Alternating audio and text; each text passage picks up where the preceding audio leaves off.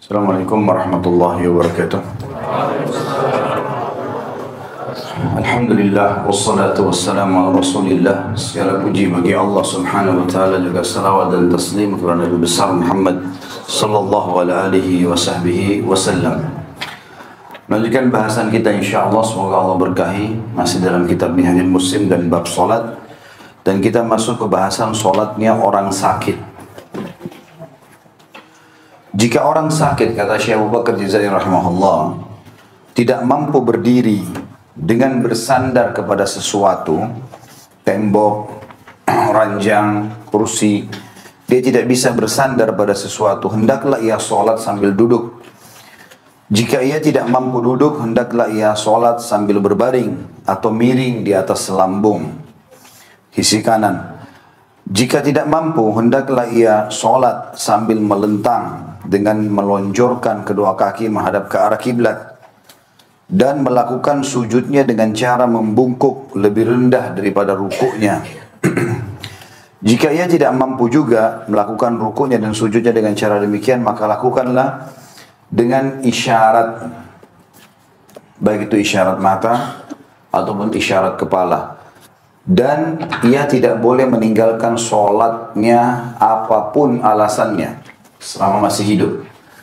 Berdasarkan keterangan dimukakan oleh Imran ibn Husain radhiyallahu anhu, seraya berkata, aku menderita penyakit wasir, lalu aku bertanya kepada Nabi SAW tentang sholat, dan beliau menjawab, salli qa'ima, fa in lam tastati' fa qa'ida, fa in lam tastati' fa salli ala jambik, fa in lam tastati' fa mustalqiyan.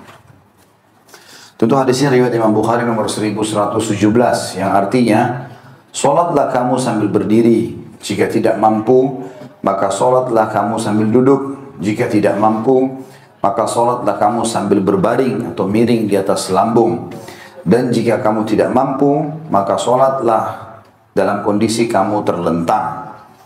Allah Subhanahu wa ta'ala tidak akan membebankan seseorang melainkan menurut kesanggupannya.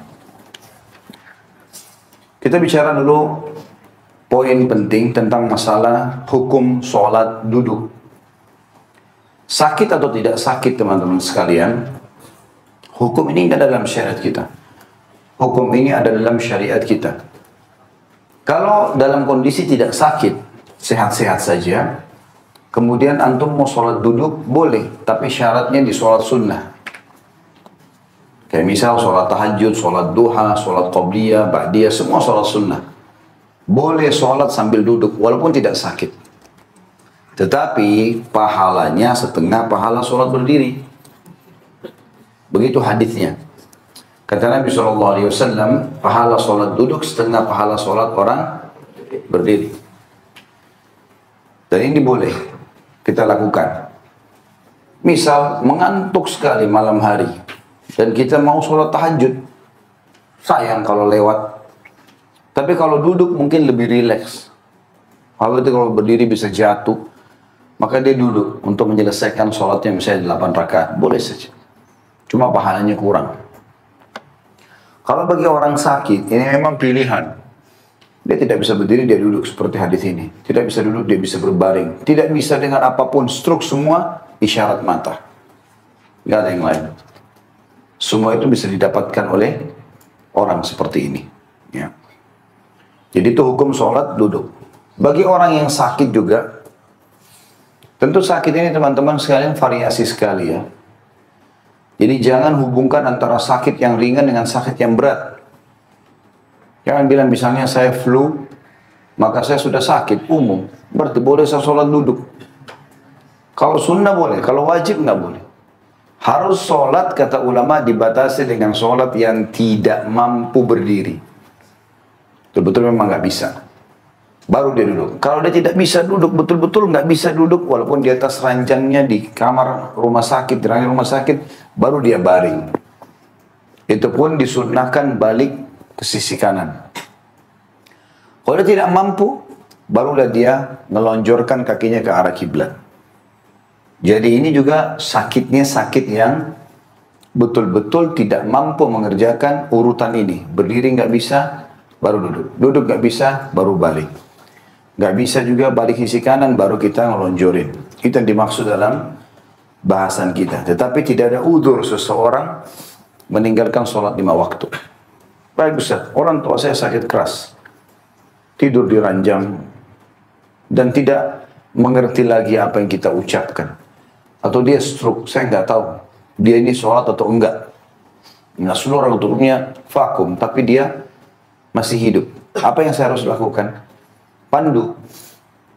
Pandu kita di sebelahnya. Ayah, ibu, ayo sholat ya. Ikuti saya. Allahu Akbar. Kita kerasin sedikit suara. Sholat dekatnya. Atau kalau bukan kita sholat di sebelahnya supaya dia ikut, kita pandu dia. Kita sebenarnya bukan sholat wajib, itu selesai kerjakan di masjid, tapi kita ingin membantu dia untuk mengingat kembali gerakan-gerakan sholat. Kita takbir menghadap kiblat, yang kira-kira dia bisa jangkau dengan penglihatannya. Nah, kita pandu dengan itu. Atau bisa juga kita putarkan cuplikan yang beliau lihat di cuplikan itu di TV ya. Itu kalau gambar tidak semua orang bisa baca. Tapi kalau cuplikan itu maka lebih mudah.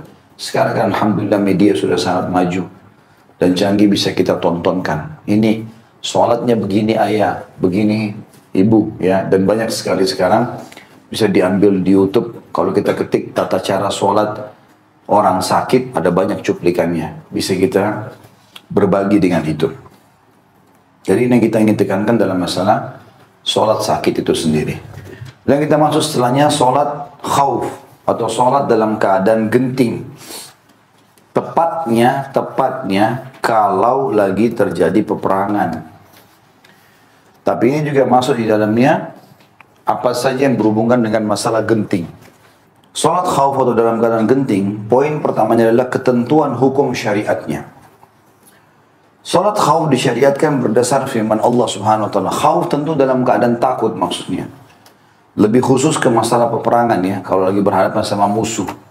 Disebutkan dalam firman Allah surah An-Nisa ayat 102 yang berbunyi, A'udzubillahi minasyaitonirrajim, wa idza kunta fihim fa aqamta lahumus salata faltakum ta'ifatun minhum ma'aka wal ya'khudhu aslihatahum fa idza sajadu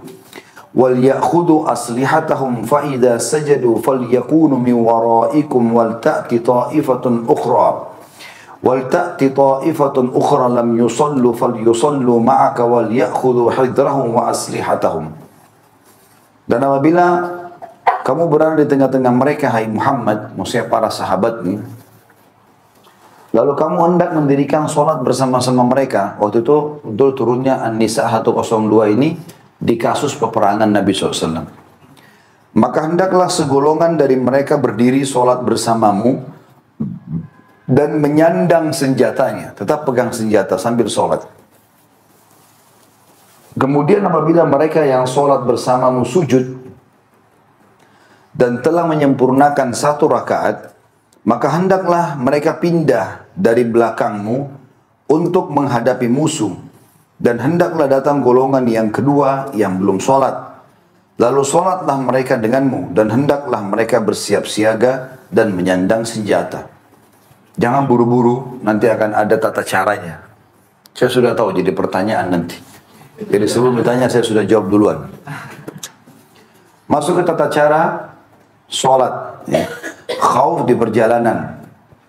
Tadi itu baru sebab disyariatkannya. Jadi ada dalilnya memerintahkan itu. Mengenai tata cara pelaksanaan sholat khauf, terdapat sejumlah tata cara pelaksanaan yang berbeda. Tergantung pada berat dan ringannya kegentingan yang sedang dihadapi. Adapun tata cara sholat khauf yang paling masyhur ialah saat peperangan berlangsung di perjalanan atau di daerah musuh, di mana pasukan tentara dibagi menjadi 2 kelompok. Satu kelompok berdiri menghadap ke arah musuh, dan satu kelompok lagi membuat saf di belakang imam. Dan mereka sholat bersamanya 1 rakaat.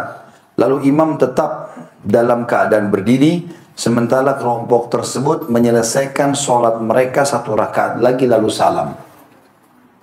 Punya gambaran nggak sampai sini? Saya jadi imam, pasukan saya 1000 orang, bagi 500-500. 500 yang menghadap musuh, 500 yang ikut sama saya sholat. Kalau dalam perjalanan, ini safar, kita ada di wilayah musuh, maka tentu sholatnya jamak qasar, ya, duhur asar misalnya.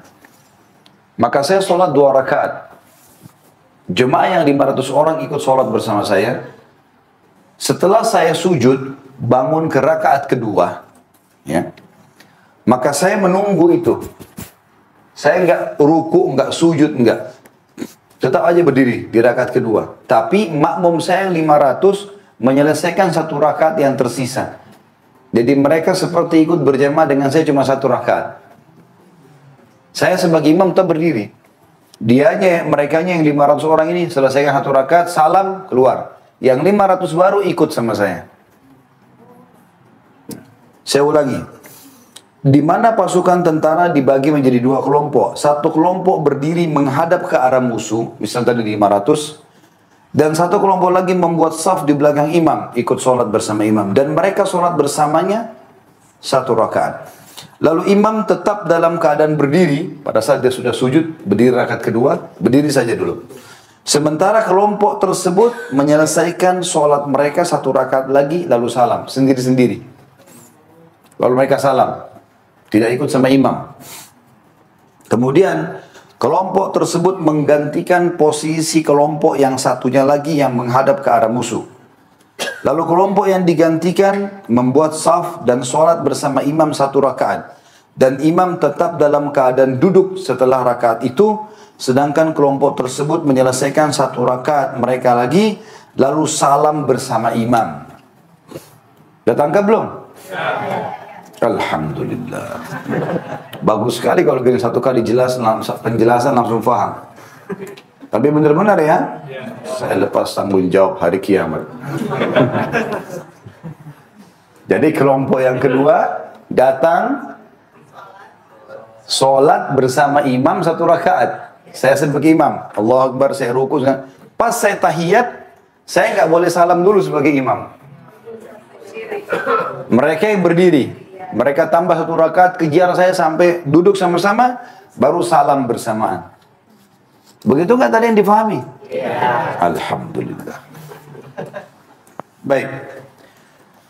Dikatakan dalil yang menjelaskan mengenai ketentuan tata cara sholat khauf di atas adalah hadis Sahal ibn Abi Khaythamah radhiyallahu anhu yang pernah melaksanakannya bersama Rasulullah sallallahu alaihi wasallam seraya berkata, "Anna ta'ifatan saffat ma'an Nabi sallallahu alaihi wasallam wa ta'ifatun wijah al-adu fasalla billati ma'ahu rak'ah thumma thabata qa'ima wa atammu li anfusihim thumma ansarafu wijah al-adu wa ja'at at-ta'ifatu al-ukhra fasalla bihim ar-rak'ata allati bakiyat min salatihi thumma thabata jalisan wa atammu li anfusihim thumma sallama bihim." 1 kelompok membuat barisan bersama Nabi SAW dan 1 kelompok lagi berdiri menghadap ke arah musuh. Kemudian kelompok yang membuat barisan bersama Nabi SAW sholat bersama beliau 1 rakaat dan beliau tetap berdiri. Sementara kelompok tersebut menyempurnakan sholat mereka. Lalu mereka berpaling dan menghadap ke arah musuh. Selanjutnya datang kelompok yang satunya lagi. Lalu beliau sholat bersama mereka 1 rakaat yang masih tersisa dari sholatnya. Dan beliau tetap duduk, sedang kelompok tersebut menyempurnakan sholat mereka, kemudian beliau salam bersama mereka. Hadis sahih riwayat Imam Muslim nomor 842. Tata cara sholat khauf ketika peperangan terjadi di daerah sendiri. Tadi terjadi di daerah musuh. Kita lagi safar. Sekarang kalau wilayah kita yang diserang. Jika peperangan berlangsung di daerah sendiri di mana tidak dibolehkan mengqasar sholat, hendaklah kelompok yang pertama mengerjakan sholat 2 rakaat bersama imam dan 2 rakaat lagi dikerjakan sendiri. Sedangkan imam tetap berdiri. Selanjutnya kelompok yang kedua datang serta mengerjakan sholat bersama imam 2 rakaat dan imam tetap duduk. Sedangkan kelompok tersebut menyempurnakan sholat mereka 2 rakaat lalu imam salam bersama mereka. Jelas ya? Jadi cuma ditambah rakaatnya. Sempurna yang 4 rakaat. Kalau tadi 1 rakaat, ini 2 rakaat. Selanjutnya, jika tidak mungkin membagi pasukan tentara karena peperangan sedang berkecamuk dan situasinya sangat genting, lagi serang-serangan, kuda sama kuda lagi saling tabrakan segala macam. Gimana cara? Sementara sholat harus, waktu sudah masuk. Jika kondisi peperangan berkecamuk dan situasinya pun sangat genting, sehingga tidak memungkinkan membagi pasukan tentara, maka hendaklah mereka sholat sendiri-sendiri dalam kondisi apapun. Garis bawah itu, lagi di atas kuda, lagi tangkis-tangkisan sama musuh, pokoknya sholat. Bagaimana caranya ya yang termudahkan buat antum? Sambil niat takbir walaupun tangannya tidak ditaruh di dada. Sambil ruku dengan isyarat mata, atau kita memberikan niat dalam hati kita sedang menundukkan untuk ruku, sambil tetap menangkis musuh, menyerang musuh. Sujud juga begitu, begitu terus. Tapi tangan tetap menangkis, doanya tetap berjalan dalam kondisi apapun. Baik sambil berjalan atau berkendaraan, baik menghadap kiblat atau arah lainnya, dan mereka melakukannya cukup dengan isyarat berdasarkan firman Allah Subhanahu wa taala dalam surah Al-Baqarah ayat 239, A'udzu billahi minasyaitonir rajim, fa in khiftum farijalan aw rukbana. Jika kalian dalam keadaan takut bahaya, musuh lagi berkecamuk berperang, maka sholatlah sambil berjalan atau berkendaraan. Jalan kaki pun boleh. Sholat, tapi tidak boleh tinggalkan. Bayangkan ya, dalam keadaan begini pun tidak boleh tinggalkan sholat. Tidak ada keringanan. Bagaimana dengan orang yang tidak sakit, tidak hujan, tidak ada masalah, terus tidak mau sholat? Makanya wajar dicap sebagai orang kafir. Kan gitu. Kata Nabi SAW, perbedaan dasar antara kami dengan kekufuran adalah meninggalkan sholat. Siapa yang meninggalkan dia telah kafir. Gak bisa. Tolak ukurnya ini, satu-satunya ibadah yang Allah memberikan Nabi Muhammad SAW di langit hanya sholat. Yang lain di bumi semuanya. Walaupun jihad, walaupun haji, yang besar-besar pun tetap diterima di bumi, tapi ini di langit. Maka ini hubungan seorang hamba dengan Allah Subhanahu wa ta'ala. Dan Nabi SAW tidak pernah memperindah ibadahnya mengalahkan memperindah sholatnya. Alaihissalatu wassalam. Makanya beliau mengatakan, dan dijadikan kenyamanan fikiran dan penglihatanku di sholatku. Nabi SAW betul-betul kalau sholat seperti pohon kurma yang kokoh, tidak bergerak. Ruku dengan tenang, sujud dengan tenang. Dan Ibnu Mas'ud berkata, kami dilarang sholat seperti ayam mematok jagung. Ya. Buru-buru, Allah. Ya, kita di Indonesia ahlinya lah itu. Ya. Juga sabda Nabi SAW, wa in kanu akthar min dzalika falyusallu qiyaman wa rukbana. Riwayat Imam Bukhari nomor 943. Jika mereka lebih banyak daripada itu, hendaklah mereka sholat sambil berdiri atau berkendaraan. Misal, jumlah pasukan 1 juta orang. Oh, gak mungkin, boleh bagi 2. Juga sekeras apapun mik tidak bakal sampai ke 500.000 orang. Tidak mungkin. Maka yang sholat, yang mampu mendengar suara imam. Yang di belakangnya udah gak usah ikut berjemaah. Sholat dalam keadaan dia. Ya. Memang ada saat-saatnya di mana pasukan muslimin besar. Waktu pembebasan Konstantinopel berapa banyak jumlah muslimin. Dan banyak beberapa orang Islam yang sangat besar jumlahnya, ratusan ribu orang. Termasuk juga nanti dengan malhamah kubra, peperangan di akhir zaman nanti. Jumlah-jumlah yang tidak bisa dibatasi karena seluruh umat Islam kata Nabi SAW akan partisipasi. Berapa miliar jumlahnya. Maka kalau dalam keadaan begini, yang pas di belakang imam saja yang sholat berjamaah dengan dia, yang lainnya sholat sendiri-sendiri. Hadis ini riwayat Bukhari tentunya tadi nomor 943. Adapun makna tanda kutip lebih banyak dari itu dalam hadis di atas adalah ketika rasa takut lebih besar dan peperangan sedang berkecamuk sehingga bercampur baur dengan musuh. Poin kelima, tentara muslim yang sedang mengintai musuh atau tawanan yang melarikan diri. Bagi tentara muslim yang sedang mengintai musuh dan ia merasa takut, ini keadaan-keadaan yang boleh sholat khauf ya. Kalau kita jadi mata-mata, masuk nyelip di pasukan musuh. Kok kita sholat di situ? Azan waktu sholat, tebaslah. Ya. Karena nggak mungkin. Jadi bagaimana caranya? Bagi tentara muslim yang sedang mengintai musuh dan ia merasa takut akan kehilangan jejaknya atau dikejar oleh musuh dan merasa takut akan tertangkap, hendaklah ia sholat dalam kondisi apapun, baik sambil berjalan atau berkendaraan. baik menghadap kiblat atau arah lainnya. Begitu juga dengan orang yang mengkhawatirkan keselamatan dirinya, binatangnya dan lain-lain. Maksudnya tunggangannya di sini binatang maksudnya. Kuda, untanya gitu. Jadi ada orang di hutan sendirian. Kalau dia lepaskan kudanya, ambil dia turun sholat, takut kudanya dimakan binatang buas. Nggak ada cara lain. Maka dia boleh sholat di atas kendaraannya, walaupun sholat wajib.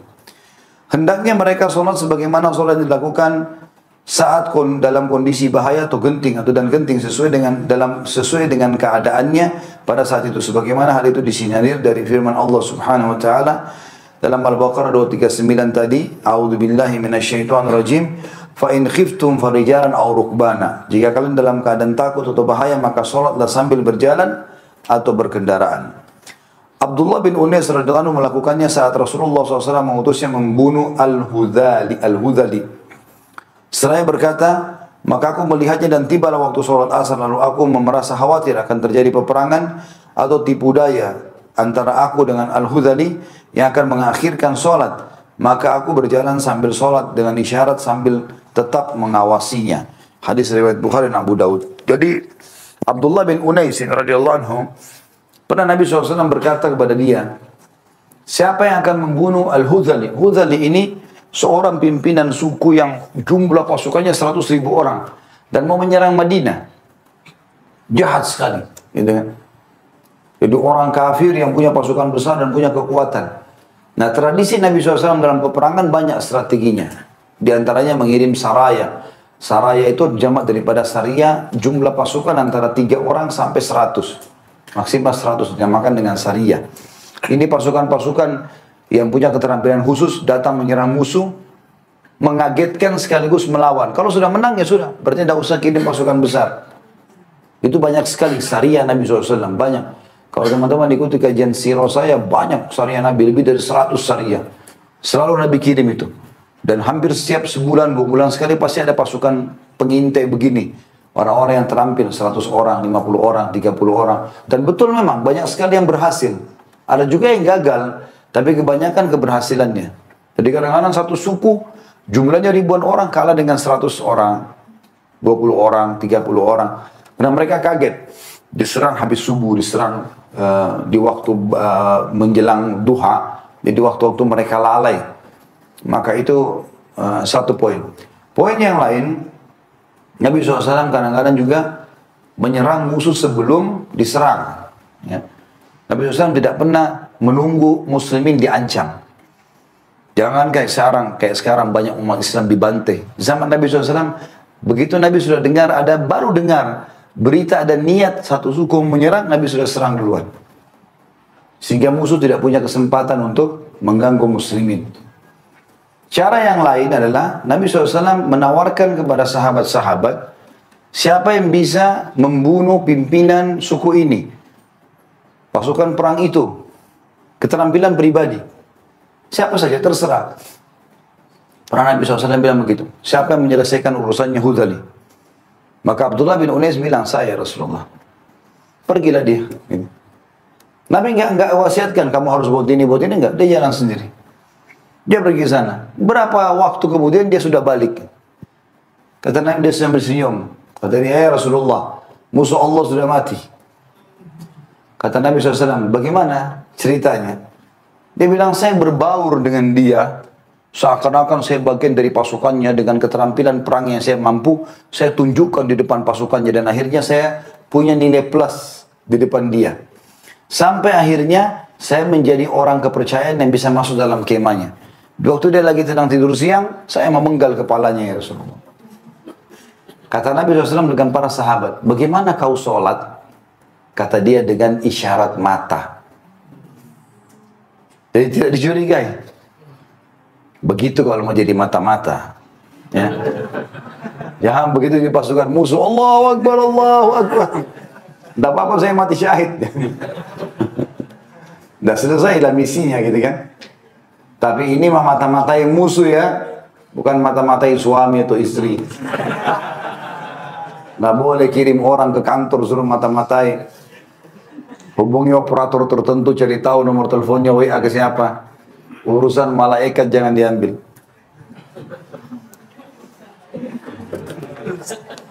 Baru nyambung ya.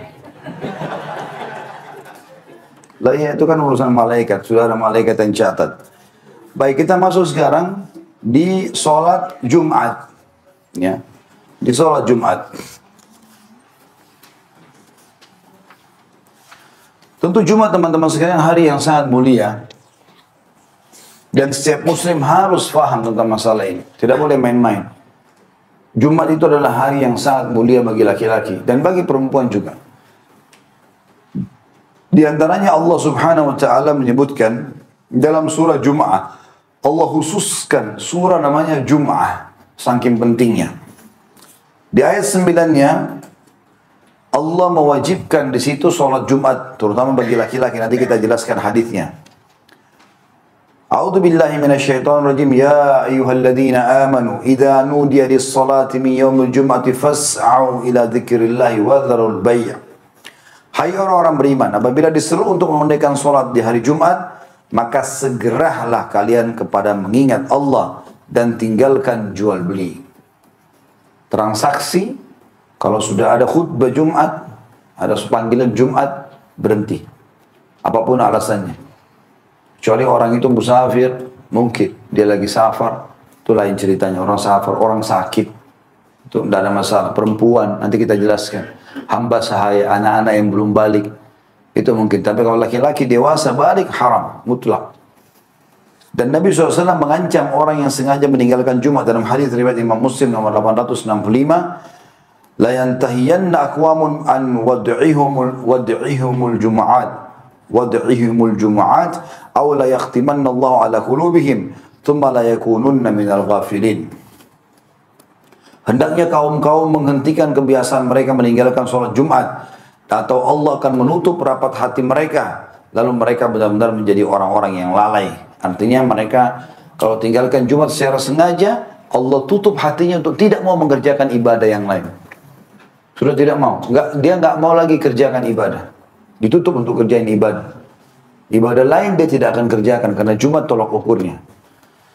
Juga dalam hadis Nabi SAW, dalam hadis yang sahih riwayat Abu Daud nomor 1067,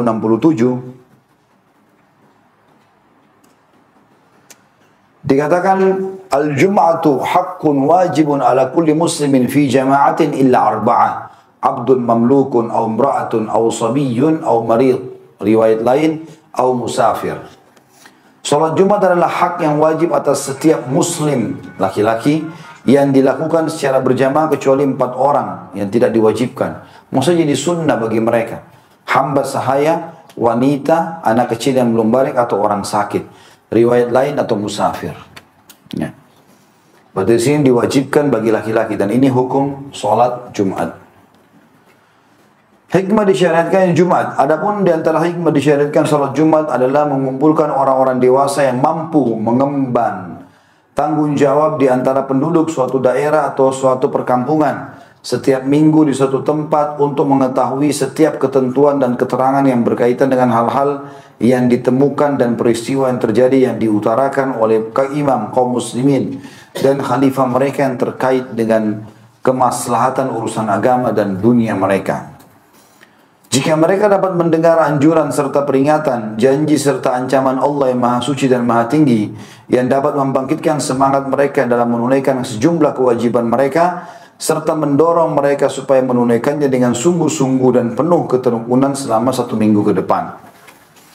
Hikmah-hikmah tersebut dapat terlihat nyata bagi orang yang mau merenungkan sejumlah persyaratan serta khususan sholat Jumat, karena di antara persyaratannya terkait erat dengan keberadaan suatu perkampungan, suatu jamaah, suatu masjid dan persatuannya. Kemudian keberadaan khutbahnya disampaikan khalifah atau penguasa, diharamkannya berbicara saat pelaksanaannya serta gugurnya kewajibannya dari seorang hamba sahaya, wanita, anak kecil dan orang-orang sakit. Dan mengingat membebani mereka dengan kewajiban tersebut dipandang tidak sempurna. Dan mereka tidak termasuk orang-orang yang mampu menunaikan sejumlah tanggung jawab serta beberapa kewajiban yang disampaikan di atas mimbar. Artinya hikmahnya, setiap muslim laki-laki yang sudah balik diberikan kesempatan untuk memperbaharui imannya karena mereka pemimpin untuk bekal seminggu ke depan. Oleh karena itu sebenarnya Allah alam, ini saya pribadi, saya tidak setuju kalau khutbah Jumat cuma 15 sampai 20 menit. Kalau saya pribadi, apa yang mau disampaikan? Baru tahmid dan salawat terus doa selesai. Ya. Tapi mestinya dikasih jenggang-jenggang waktu, gitu kan? Karena memang khutbah Jumat, walaupun ada hadis Nabi SAW, termasuk fakihnya, fahamnya seseorang itu dalam agama adalah pendeknya khutbahnya dan panjangnya sholatnya. Tapi jangan salah faham dengan pendeknya khutbahnya. Karena Nabi SAW khutbah, yang dianggap pendek khutbah Jumat beliau itu, beliau mau menyampaikan segala macam manfaat, ancaman. Bahkan dikatakan Nabi SAW naik di atas mimbar, ya kemudian beliau seperti sedang memimpin pasukan. Wajahnya memerah, matanya memerah karena mengingatkan orang tentang bahayanya neraka, pentingnya mengejar surga, pentingnya amal saleh dan seterusnya. Jadi bukan berarti pendek sini ringkas sekali, tidak. Saya kalau khutbah Jumat saya sampaikan pengurus masjid, Pak, saya kalau 20 menit nggak bisa. Kalau Bapak izinkan saya dengan doa 40-45 menit saya bisa. Dan Alhamdulillah setelah kami sampaikan, dan akhirnya mereka sudah faham. DKM masjid pun mau, jemaah juga mau. Kalau sudah lihat saya datang, memang mereka menunggu. Karena saya memang siapin materi yang lengkap untuk itu. Kecuali memang Allah mu'alam, kalau ada di antara dai-dai kita memang yang mungkin retorikanya kurang, atau mungkin dia cuma membaca naskah, murni saja begitu, sehingga tidak ada efek secara keimanan, hanya membuat orang jenuh mungkin ya. Tapi kalau dia bisa memotivasi ini untuk menguatkan iman mereka seminggu ke depan, itu bukan hal yang gampang. Bagaimana dalil datang dengan kisah yang datang mendampinginya, bagaimana pengalaman-pengalaman hidup berbagi, sehingga mereka punya bekal ke depan. Kalau di Saudi dan beberapa negara Timur Tengah, khatibnya cuma satu, kalau satu masjid. Dia aja terus, dia imam, dia khatib. Jadi setiap Jumat dia saja sendiri. Sehingga dia menyiapkan kajian khutbah Jumat itu lengkap. Tapi tentu dia melalui tes orang ini, tidak sembarangan. Nah kadang-kadang juga kurang efektifnya masjid kita kalau terlalu banyak khatib. Kalau satu minggu, satu bulan misalnya, anggap kita 4, tidak usah kita hitung pekan kelimanya. 4, berarti 1 tahun itu 48. Kalau satu kali ustadz satu khutbah Jumat, berarti 48 ustadz yang datang. Terlalu beragam, apalagi materinya tidak jelas.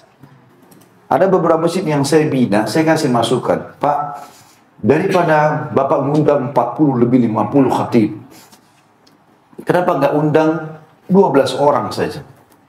1 orang 1 bulan, 4 kali Jumat. Pilih orang yang kompeten di bidangnya. Retorikanya bagus, ilmunya bagus, ya, suaranya lantang. Emang dia dai. Bukan sembarangan orang. 4 itu, misalnya kita minta dia bahas Januari ikhlas. Udah biarin dia godok deh itu. Jadi nanti orang sudah tahu, Jumat yang lalu ikhlas, Jumat depan lanjut nih. Lanjut. Memang dipanjang di situ. Khutbah Jumat misalnya jadwalnya. Ustadz Fulan, Jumat pekan pertama, kedua, ketiga, keempat. Sehingga masjid kita cuma butuh 10 sampai 12 orang. Jadi, dan itu pernah diperlihatkan di beberapa masjid, efektif sekali. Asal memang orang kompeten di bidangnya. Jadi memang dia bukan orang yang baru mencari materi, memang orang yang sudah tahu. Dan selalu Masya Allah membuat orang menangis, orang jadi faham, orang jadi tersentuh secara keimanan. Itu positif sekali. Dan itu perlu, karena Jumat disyariatkan karena itu. Jadi bukan hanya sekedar orang datang dengar, makanya banyak juga orang tidak mau masuk masjid.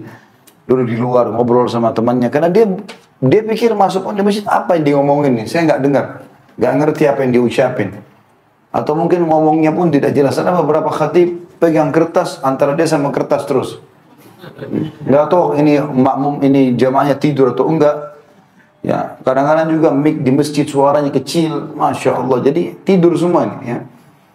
Ini mestinya harus diperbaiki. Allahu a'lam. Ini hikmah, ada syariat, ada hikmah disyariatkannya. Kemudian kita masuk ke keutamaan hari Jumat. Hari Jumat merupakan hari yang utama serta agung dan sebaik-baik hari di hari dunia ini.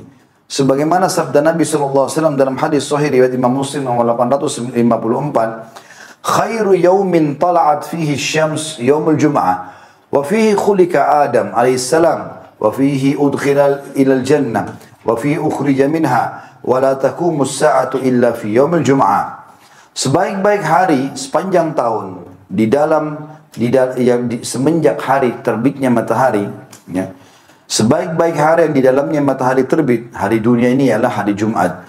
Di mana pada hari itu Nabi Adam diciptakan, dimasukkan ke surga, dikeluarkan dari surga, dan kiamat tidak akan terjadi kecuali pada hari Jumat. Jadi sudah semestinya mengagungkannya dengan mengagungkan Allah SWT, memperbanyak amal saleh dan menjauhkan diri dari segala keburukan. Juga ada hadis Nabi SAW dihasankan oleh para ulama, riwayat Imam Ahmad, Hakim dan beberapa ahli sunan.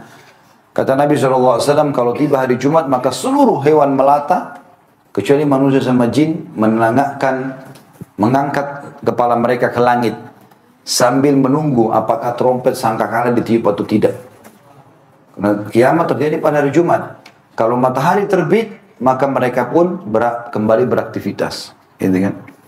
Juga ada hadis Nabi SAW yang sahih, diriwayatkan oleh para ahli hadis. Kata Nabi SAW,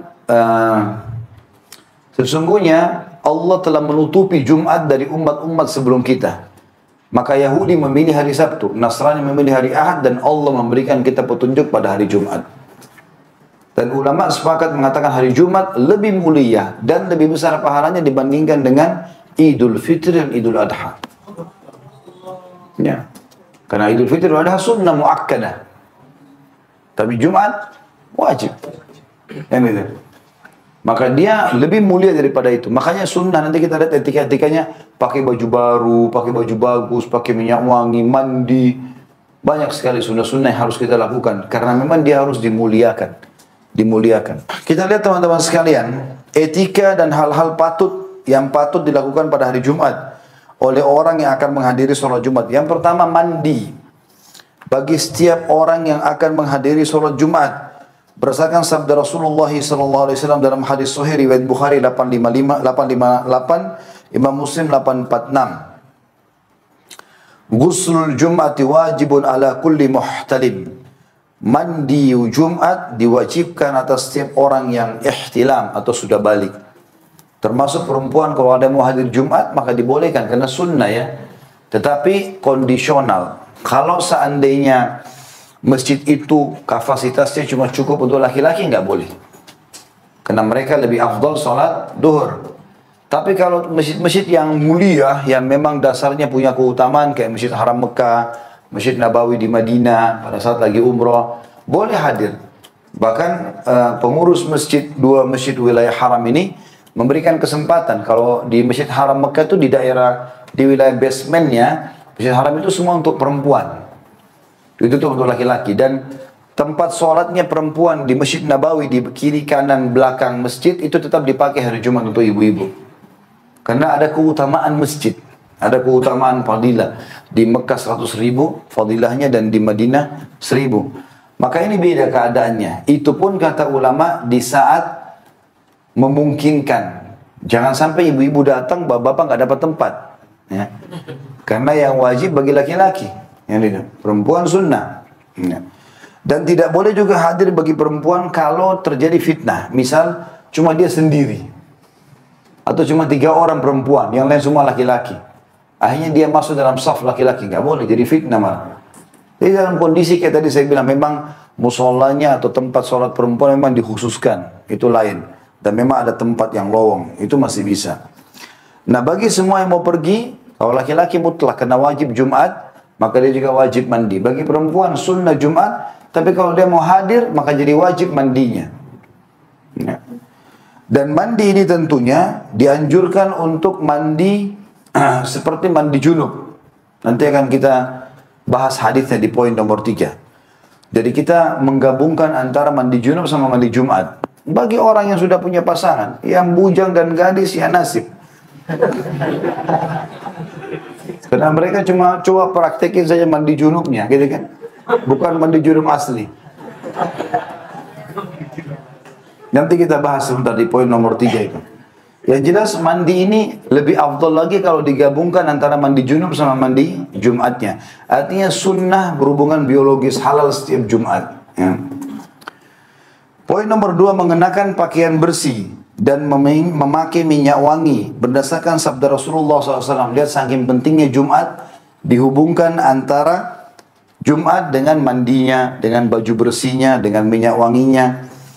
Berdasarkan sabda Nabi SAW, riwayat Imam Ahmad nomor 11.231 dan Abu Daud nomor 347. Dan asal hadis ini ada dalam Sahih Bukhari nomor 880, Imam Muslim 846. Ala kulli muslimin al-ghuslu yawmul jum'ah wa yalbasu min salihi thiyabihi wa in kana lahu tibun massa minhu.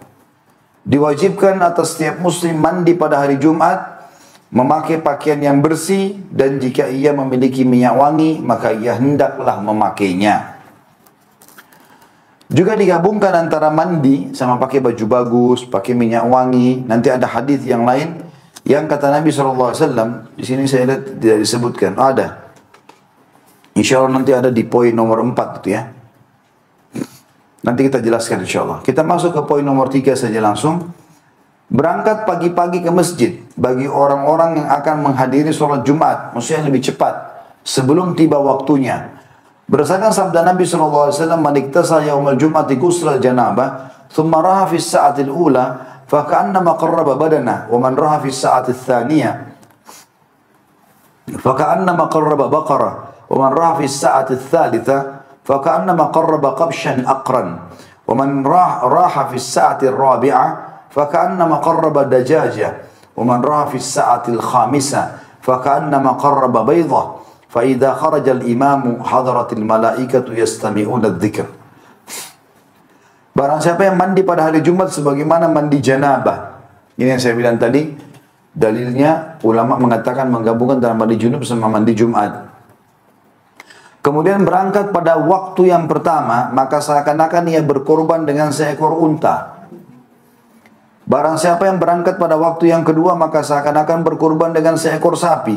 Barang siapa yang berangkat pada waktu yang ketiga, seakan-akan berkorban dengan seekor kambing yang bertanduk. Barang siapa yang berangkat pada waktu yang keempat, maka seakan-akan dia berkorban dengan seekor ayam. Dan barang siapa yang berangkat pada waktu yang kelima, maka seakan-akan ia berkorban dengan sebutir telur. Jika imam telah datang, niscaya para malaikat datang untuk mendengarkan peringatan atau khutbah. Hadis ini sahih diriwayatkan oleh Imam Malik. Di sini hadisnya menjelaskan kepada kita, ya, kalau orang makin cepat datang, makin besar pahalanya. Ada yang bertanya, Ustaz, bagaimana kita tahu ini waktu pertama supaya dapat unta, waktu kedua supaya dapat sapi, waktu ketiga supaya dapat kambing dan seterusnya? Maka ulama mengatakan ini hikmah Allah dan kasih sayang Allah kepada umat Muhammad SAW tidak ditentukan. Walaupun ada ijtihad, sebagian ulama mengatakan kalau mau unta berarti mandi Jumatnya sebelum subuh. Sholat subuh berjamaah di masjid tidak keluar sampai Jumat. Itu kalau mau unta. Ya sama dengan sedekah 30-50 juta rupiah, gitu kan? Tapi ada sebagian ulama mengatakan ini Allah alam lebih fleksibel. Yang mereka mengatakan hikmah Allah tidak ditentukan. Bisa saja mungkin 1 jam sebelum Jumat sudah masih dapat unta. Mungkin jaraknya hanya sekian menit, kita nggak tahu. Dan ini tidak ditentukan waktunya untuk memudahkan kaum muslimin. Yang jelas usahakan sebelum khatib naik di atas mimbar. Kalau khatib sudah naik di atas mimbar maka masih dapat tapi telur. Kalau khatib sudah naik di atas mimbar, selesai. Dalam riwayatnya dikatakan, riwayat Imam Ahmad dengan sanad sahih, di setiap pintu masjid di hari Jumat ada malaikat yang mencatat siapa yang pertama datang. Terus saja dicatat oleh malaikat sampai imam naik di atas mimbar. Kalau sudah naik di atas mimbar, maka malaikat menutup bukunya dan ikut mendengarkan khutbah. Ya. Yang keempat, sholat sunnah 4 rakaat atau lebih ketika masuk masjid berdasarkan sabda Nabi SAW. Tentu saja ada footnote-nya ya. Sedangkan sholat sunnah setelahnya, maka hal itu sah adanya berdasarkan keterangan di dalam Sahih Muslim nomor 882. Bahwa Rasulullah SAW biasa mengerjakan sholat sunnah 2 rakaat setelah Jumat di rumahnya. Beliau juga melaksanakan sholat 4 rakaat. Riwayat Imam Muslim nomor 881. Di masjid setelah membaca bacaan atau pindah dari tempat duduk di mana beliau sholat padanya. Artinya di sini orang yang mentahqiq atau coba menjelaskan buku ini, Minhajul Muslim, mengatakan Kalau disebutkan Syekh Abu Bakar rahimahullah tentang sholat 4 rakaat sebelum duhur, ini belum ditemukan dalil secara khusus. Tapi kalau dalil secara khusus adalah sholat 4 rakaat sesudah Jumat, mirip dengan ba'diyah duhur, gitu kan. Beranjak daripada hadis Nabi SAW, nanti kita rincikan itu. Beranjak daripada hadis Nabi SAW, diriwayatkan di Ibnu Majah nomor 1086, dan ini juga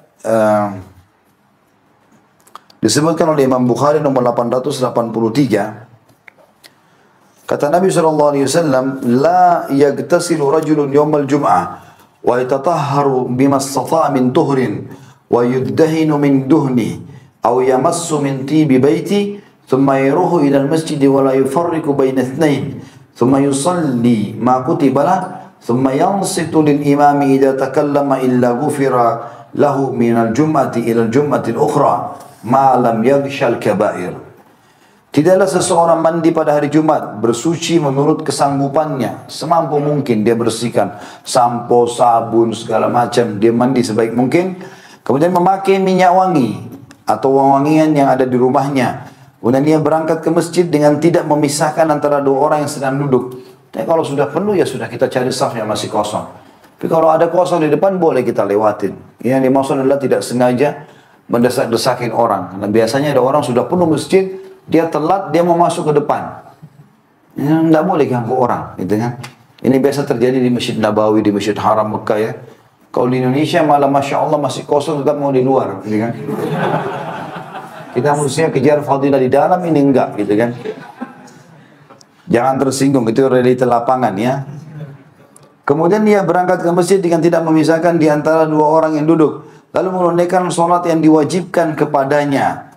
Ya, di sini Imam Syekh Abu Bakar rahimahullah mengatakan sholat sunnah, ya, sholat yang diwajibkan kepadanya. Yang beliau maksudkan adalah sholat masuk dalam masjid. Namanya sholat mutlak. Jadi bukan sholat qabliyah. Sholat saja sambil tunggu khatib sampai naik ke atas mimbar. Kecuali dosanya akan diampuni dari hari Jumat hingga Jumat yang lainnya, selama ia tidak mengerjakan perbuatan dosa besar. Dalam riwayat lain dikatakan, siapa yang mandi di hari Jumat dengan mandi yang sebersih-bersihnya, lalu dia menggunakan baju terbaiknya, minyak wangi yang terbaiknya, disisir rambutnya, digunakan minyak untuk rambutnya ya, sehingga bisa menjadi rapi rambutnya. Kemudian dia pergi di awal waktu di masjid, ya. Kemudian dia mendengarkan, dia sholat yang diperintahkan baginya tahiyat masjid maksudnya. Kemudian dia dengarkan khutbah lalu dia sholat, kecuali akan dibersihkan dosa-dosanya yang telah lalu. Jadi memang ini keutamanya besar sekali. Ada hubungannya antara rapinya badan, wanginya, rambut yang rapi, menggembira dengan hari Jumat, dengarkan nasihat khutbah, itu dengan pembersihan dosa. Ya, dan ini sangat besar keutamanya, jangan sampai disia-siakan. Bagi teman-teman yang kerja di kantor, maka bisa saja mandi pada saat mau keluar pagi, sudah niat itu mandi Jumat. Boleh diniatkan. Kalau ada tempat, alhamdulillah kita bisa masuk beberapa masjid besar, saya pernah khutbah di situ, ada tempat mandinya, Masya Allah. Disiapin, jadi bukan WC saya, tempat mandi juga bisa. Maka hari Jumat kita bisa kesempatan untuk mandi lagi, menyegarkan badan. Ada riwayat lain yang berbunyi akan diampuni dosanya antara Jumat itu dengan Jumat yang akan datang, ditambah lagi 3 hari. Berarti 10 hari pengampunan dosa. Ke depannya, bukan ke belakang. Yang belum dikerjakan sudah dimaafkan. Asal mandi, bersih, ya, pakai baju yang bagus, minyak wangi, datang di awal waktu, dengarkan khutbah, sholat, itu saja paketnya. Dibersihkan dosa-dosanya. Yang kelima, menghentikan bacaan dan perbuatan sia-sia seperti mempermainkan kerikil dan lainnya ketika imam berkhutbah. Berdasarkan sabda Rasulullah SAW. Kalau kita sekarang tentu main handphone, segala macam ya. Khatib lagi bicara ya dengarin. Walaupun kita sudah pernah dengar ceramah itu. Nggak apa-apa. Tujuan kita adalah mengejar keutamaannya. Itu yang penting. Berdasarkan sabda Nabi SAW, "Idza qulta li sahibika yaumal jum'ati wal imamu yakhtub ansit faqad lagauta." Hadis ini diriwayatkan Imam Muslim nomor 851. Jika kamu berkata pada sahabatmu pada hari Jumat, pada saat khatib sedang berbicara, diamlah, maka sungguhnya kamu sendiri telah melakukan hal yang sia-sia. Ya, makanya sangat baik sebenarnya kalau ada masjid yang mengingatkan itu ya. Bapak-bapak sekalian, kami ingatkan, kalau khatib sudah di atas mimbar, jangan ada yang bicara. Dengarkan baik-baik, ada hadis Nabi SAW begini, ingatkan mereka, supaya tidak melanggar. Ada orang kadang-kadang bicara, mengganggu orang lain dengar khutbah. Ini nggak boleh nih. Sudah hilang pahala dia ganggu orang lain, ini dosa juga. Ya. Juga sabda Nabi SAW, man massal hasa faqad laga, wa man laga fala jum'atalah. Hadis ini diriwayatkan Abu Daud. Barang siapa yang mengusap-usap kerikil untuk membersihkan tempat sujudnya, niscaya ia telah melakukan perbuatan yang sia-sia. Sedang barang siapa yang melakukan perbuatan yang sia-sia, maka dia tidak mendapatkan pahala sholat Jumatnya. Maksudnya di sini pahala tadi ya, yang berkurban dengan unta, sapi segala macam. Tapi kalau dia sholat, tetap pahala sholat Jumatnya ada. Tapi keutamaan-keutamaan yang lain tadi hilang. Yang keenam, jika seseorang masuk ke masjid ketika imam sedang khutbah, hendaklah ia sholat sunnah tahiyat masjid 2 rakaat dengan ringan. Hal ini berdasarkan sabda Rasulullah SAW dalam hadis Abu Daud nomor 1117. Idza dakhala ahadukum yaumul jum'ati wal imamu yakhthub falyarka rak'ataini wal yatajawwaz fihima. Jika salah seorang di antara kalian memasuki masjid pada hari Jumat, ketika imam sedang khutbah, hendaklah ia ruku atau sholat 2 rakaat dan hendaklah melakukannya dengan ringan ya pada keduanya. Ada juga riwayat lain pernah Nabi SAW lagi khutbah, ada sahabat yang masuk telat, langsung mau duduk. Nabi SAW langsung tegur, sholatlah dan ringankan sholatmu, kemudian dengarkan khutbah. Ini juga ada hukum sendiri tentunya. Kalau khatib boleh menegur jemaahnya, ya. Boleh dia menegur kalau lagi khutbah. Misal orang lagi ngomong, misal orang lagi lalai atau buat keributan, maka khatibnya boleh meluruskan dari atas mimbar itu. Tapi makmum nggak boleh bicara. Kalau ada orang sana nggak boleh bicara sama orang di sebelah. Ini menghilangkan pahalanya. Ketujuh, makruh melangkahi pundak jemaah yang telah duduk lebih dahulu serta memisahkan di antara mereka. Berdasarkan sabda Rasulullah SAW ditujukan kepada seseorang yang melangkahi pundak orang-orang. Ijlis faqad azaita. Duduklah, karena sungguhnya kamu telah menyakiti orang. Hadis ini riwayat Abu Daud nomor 1118.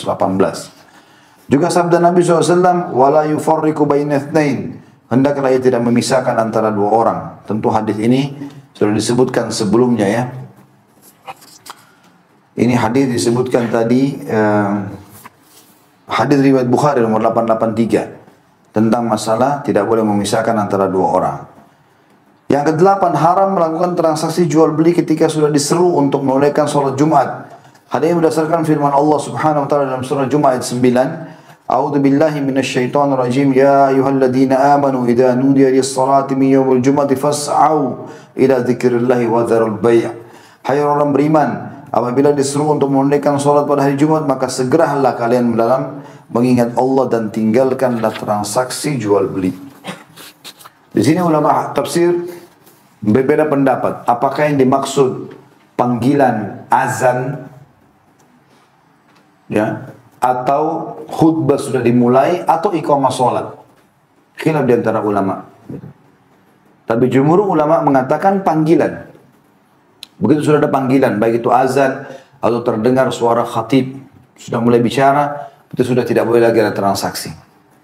Ada juga pendapat mengatakan kalau diiqamahkan sholat, baru hukumnya haram. Tapi kalau sebelumnya hukumnya makruh. Ini khilaf antara ulama. Tapi tentu seorang muslim harus berjaga-jaga, berhati-hati. Dan kalau dia mau lebih banyak berkahnya, dia transaksi setelah sholat Jumat. Setelah sholat Jumat silakan transaksi. Karena memang Allah mengatakan dalam surah Jumat itu, فَإِذَا قُدِيَتِ الصَّلَاةُ فَانْتَشِرُوا فِي الْأَرْضِ وَابْتَغُوا مِنْ فَضْلِ اللَّهِ. Kalau selesai sholat Jumat, menyebarlah kalian di muka bumi untuk mencari karunia Allah. Setelah Jumat silakan transaksi. Kata ulama itu malah berkah. Sebelum Jumat malah tidak boleh. Bisa makruh, bisa haram hukumnya. Tapi disepakati kalau sudah iqamah jadi haram mutlak. Selisih ulama tentang sebelumnya, sebelum iqamah. Ada yang bilang haram, ada yang bilang makruh. Ya. Yang ke-9, disunnahkan membaca surah Al-Kahfi pada malam Jumat dan siang harinya. Siang hari Jumat maksudnya. Berdasarkan sabda Rasulullah SAW dalam hadis riwayat Hakim nomor 399 dan ia mensahihkannya. Man qara'a surat Al-Kahfi fi yaumil jum'ati adha'a lahu minan nuri ma bainal jum'atain. barang siapa yang membaca surah Al-Kahfi pada hari Jumat dan malam harinya, niscaya Allah akan meneranginya dengan sebuah cahaya antara dia dengan Jumat itu. Maksudnya antara Jumat dengan Jumat yang lainnya.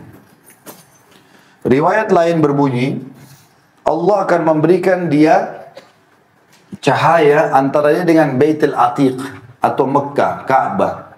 Sebagian ulama mengatakan berarti Allah mudahkan dia untuk sering mendatangi Mekah kalau baca Al-Kahfi di malam Jumat. Juga ada hadis yang berbunyi, kalau siapapun yang membaca di hari Jumat maka dia akan selamat dari fitnah Dajjal. Jadi keutamanya banyak. 110 ayat tentunya dibaca. Kalau orang mau menggabungkan keutamaan semua maka dia baca 2 kali. Malam Jumat sekali, hari Jumatnya sekali. Yang ke-10, memperbanyak membaca salawat pada Nabi SAW. Berdasarkan sabda beliau SAW dalam hadis yang sahih riwayat Baihaqi dengan sanad baik, maksudnya jayyid. Kata Nabi SAW, "Aktsiru alayya minas salati yaumal jum'ati wa lailatal jum'ah, faman fa'ala dzalika kuntu lahu syahidan wa syafi'an yaumil qiyamah." Perbanyaklah membaca salawat atasku pada hari Jumat dan pada malamnya.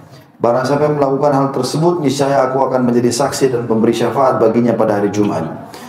Kalau riwayat Imam Muslim berbunyi, ya, siapapun yang hari Jumat membaca, atau hari Jumat adalah hari yang terbaik semenjak terbitnya matahari, dan siapa yang membaca, maka pada hari itu perbanyaklah salawat kepadaku. Siapa yang membacanya salawat, siapa yang memperbanyak salawat padaku, dia akan mendapatkan syafaatku pada hari kiamat.